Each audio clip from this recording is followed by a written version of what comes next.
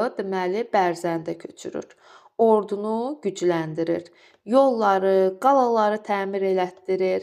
Sonra kəşfiyyatçı dəstələr göndərir. Daha sonra isə Babəkin yaxın dostlarını, silahdaşlarını sui-qəsd nəticəsində aradan götürür.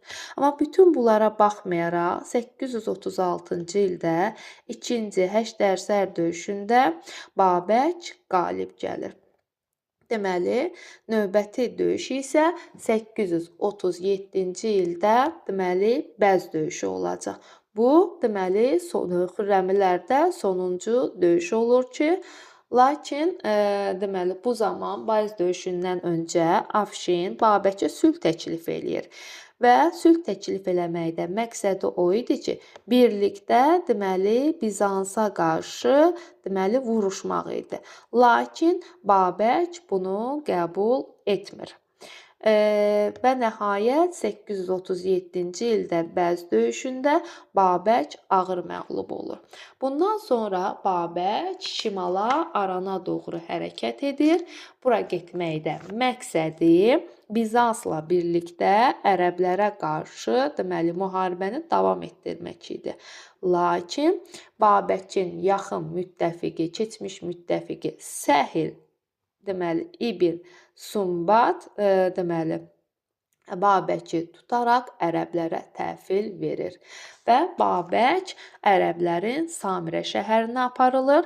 Mötəsim tərəfindən 838-ci ildə deməli edam olunur və beləliklə Xürrəmi hərəkatı məğlubiyyətə uğrayır. Xürrəmi hərəkatı məğlub olsa da bir sıra əhəmiyyəti var idi. Bununla ərəb xilafəti parçalanır və həmən ərazilərdə bir sıra müstəqil dövlətlər yaranır.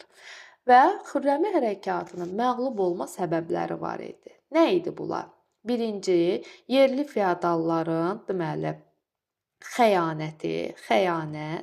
İkinci isə deməli ərəblər ən güclü sərkərdələrini Xürrəmilərə qarşı göndərməsi idi və beləliklə Xürrəmi hərəkatı məğlub olur.